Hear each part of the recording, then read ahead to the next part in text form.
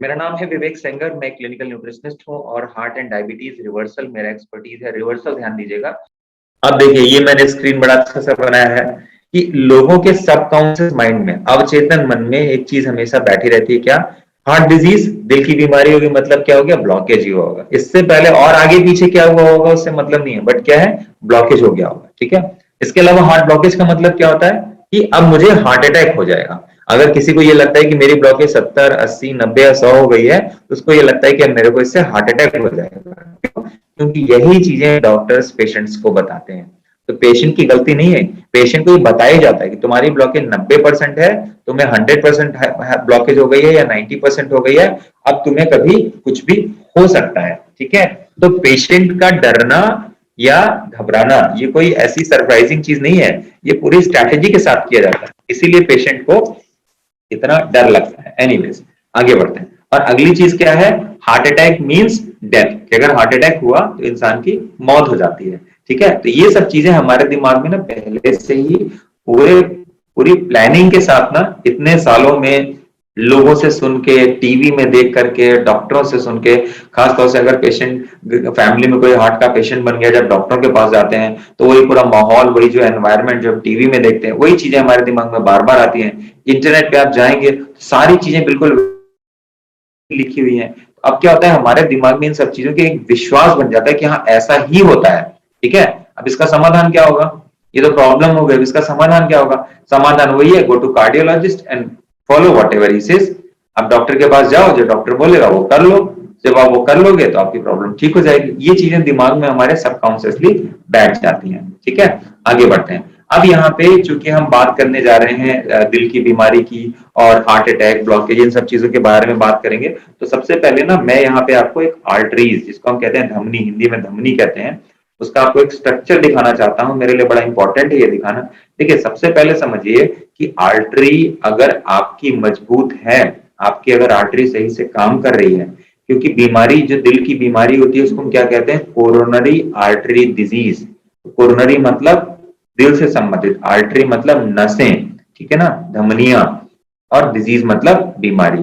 तो मतलब हमारे दिल की जो नसें हैं उसकी वजह से जो बीमारी होती है, और वो प्रॉब्लम क्या होती है? ब्लॉकेज। ठीक है। इतना तो हमको पता है। इसके पीछे की कहानी क्या है वो पता ही नहीं है, क्योंकि अगर इसके पीछे की कहानी पता चल गई तो समस्या को ठीक करना अपने आप समझ आ जाएगा। ठीक है। तो ये जो आप देख रहे हैं, ये जो आर्टरी आप देख रहे हैं, इसमें देखिए सबसे जो अंदरूनी परत है, जो चिकनी सतह है, इसको हम कहते हैं एंडोथेलियम लेयर, एंडोथेलियल लेयर। तो ये सतह क्या देती है? एक स्मूथ सरफेस देती है, एक चिकनी सतह प्रोवाइड करती है, जिसकी वजह से क्या होता है कि पूरी की पूरा जो हमारा खून है वो आसानी से अंदर फ्लो हो पाता है। जैसा कि आप समझ सकते हैं, इसको अगर मैं दूसरी भाषा में कहूं तो एक स्मूथ सड़क है, एक चिकनी सड़क है, आप उस पर गाड़ी चलाते जाइए, तो आपके लिए गाड़ी चलाना क्या होगा? बहुत आसान होगा, कोई दिक्कत नहीं होगी, क्योंकि ना तो उसमें गड्ढे हैं, ना उसमें कहीं टूट फूट है। तो आप उसमें जिस स्पीड से गाड़ी चलाना हो, एक्सप्रेस वे पे जैसे चलाते हैं वैसे आप चलाओ, कोई प्रॉब्लम नहीं है। उसके बाद क्या होता है, उसके अंदर की एक परत होती है जिसको हम कहते हैं इंटिमा। नाम ही समझ में आता है, इंटिमा मतलब अंदर की परत। ठीक है। उसके बीच की जो लेयर है उसको हम कहते हैं मीडिया, और सबसे बाहर की जो लेयर होती है उसको हम कहते हैं एडवेंटिशिया।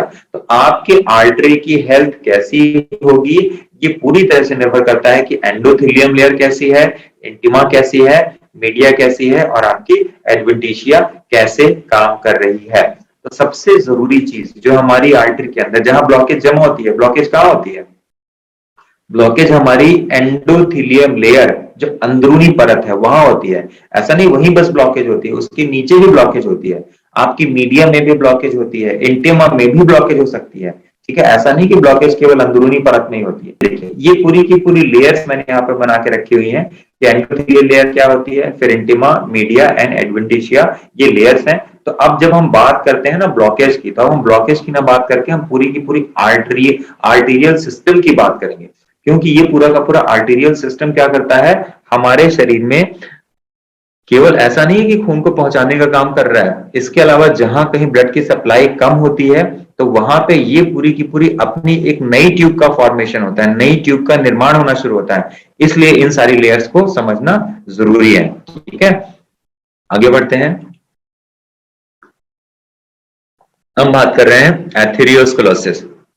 आर्टेरियोस्क्लेरोसिस, देखिए आर्टेरियोस्क्लेरोसिस का मतलब ये होता है calcification, hardening and plaque formation process cause the loss of elasticity. मतलब समय के साथ में जो हमारी आर्टरीज होती हैं, धमनियां होती हैं, जब उनमें कैल्सिफिकेशन हो जाता है, मतलब कैल्शियम जमा हो जाता है अंदरूनी परत पे, जिसकी वजह से क्या होती है, वो हार्ड हो जाती है। और जब अंदरूनी परत डैमेज होना शुरू होती है, मतलब वो उसमें टूट फूट होनी शुरू होती है, तो उस टूट फूट को बचाने के लिए, उसको और ज्यादा नुकसान से बचाने के लिए वहां पे क्या होता है, हमारा जो इम्यूनिटी सिस्टम है, हमारा जो सुरक्षा तंत्र है, वो क्या करता है, उसको बचाने जाता है। और उस बचाने की प्रक्रिया में क्या होता है, क्या बन जाता है, ब्लॉकेज जाता है। ठीक है, और ये सारी की सारी चीजें जब किसी जगह पे इकट्ठा हो जाती हैं, तो हमारी जो आर्टरीज, क्योंकि ये जो आर्टरी हम देख रहे हैं, ये वैसी नहीं है जैसा हम सोचते हैं, बल्कि इसका अपना एक अलग स्ट्रक्चर है। जैसे कि ऐसा नहीं कि जैसे मान लीजिए एक आर्टरी है, ये एक आर्टरी है, ठीक है। अब जब हमारा हार्ट खून को पंप करेगा तो ये फैल जाएगी, फिर पुरानी स्टेट में आ जाएगी। जब पंप किया तो फैल गई, फिर पुरानी स्टेट में आ गई। तो इसके अंदर जो फाइबर मसल्स हैं, वो क्या कर रही है, इसको इलास्टिसिटी दे रही है, फैल गई फिर पुरानी स्टेट में आ गई, फैल गई पुरानी स्टेट में आ गई। अब जो अगर इसके ऊपर ब्लॉकेज हो भी जाएगी तो क्या होगा, ये तो पूरी मूव कर रही है, ये लगातार मूव कर रही है। अब इसकी ब्लॉकेज कितनी है, अगर ये ऐसे ऐसे मूव कर रही है, अब ये बताइए, अब हमको कैसे पता चलेगा कि ब्लॉकेज कितनी है। और कोई टाइम ऐसा भी हो सकता है जब ये ज्यादा सिकुड़ जाए, कभी ऐसा होगा जब ये नॉर्मल रहे, कभी ऐसा भी हो सकता है जब ये इतने पे रहे, कभी ऐसा है कि ज्यादा फूल जाए। तो ये कभी कांस्टेंट तो है नहीं, आज इतनी है कभी इतनी हो गई, हमको 2 दिन से टेंशन है, कोई बात हो गई तो ये अपने आप सिकुड़ी हुई है। फिर क्या हो गया, 2 दिन से मुझे बड़ा अच्छा कोई अच्छी खुशी की खबर मिल गई तो ये चौड़ी हो गई। तो ये जिस तरह से हम देखते हैं ना कि हाँ जी ब्लॉकेज हो गई, इतनी ब्लॉकेज हो गई, ऐसा ऐसा है ही नहीं, क्योंकि इसका स्ट्रक्चर तो हमेशा चेंज ही हो रहा है। मतलब ऑन एंड एवरेज हो सकता है आपको एक टाइम पे कुछ दिखाई दे, लेकिन ऐसा जरूरी नहीं कि वो आपको 3 दिन बाद भी वही दिखाई देगा, कभी ज्यादा होगा, कभी कम होगा, कभी कुछ होगा। तो ये क्या है, ये हमारी आर्टरी का काम करने का तरीका है। तो जो आर्टेरियोस्क्लेरोसिस होता है, ये क्या होता है, हमारी जो अंदरूनी परत है या जो अंदर की परतें हैं, जब उनमें कैल्सिफिकेशन हो जाता है, कड़क हो जाती हैं, हार्ड हो जाती हैं, चर्बी जमा हो जाती है, इसका मतलब ये हो गया कि जैसे सड़क है, अब उसमें टूट फूट हो गई, कहीं गड्ढे हो गए, कहीं पे कहीं की मिट्टी निकल गई, कहीं की गिट्टी निकल गई, कहीं कुछ हो गया, टूट फूट हो गया। अब हमारी जो आर्टरी है, हमारी जो धमनियां है, वो कुछ इस तरह हो गई। ठीक है, हम केवल क्या देखते हैं, हम केवल ब्लॉकेज देखते हैं, ब्लॉकेज के पीछे और ब्लॉकेज के साथ में और क्या चीजें चल रही हैं, उस पर हमको कोई ध्यान ही नहीं होता, ना हमें पता होता उसके बारे में। ठीक है, आगे बात करते हैं। तो अब देखिए, ये जो अब हम ब्लॉकेज की अगर हम बात करें, तो जैसे जैसे हमारी उम्र 7-8 साल होती है, वहां से हमारे शरीर में ब्लॉकेज बनना शुरू हो जाता है।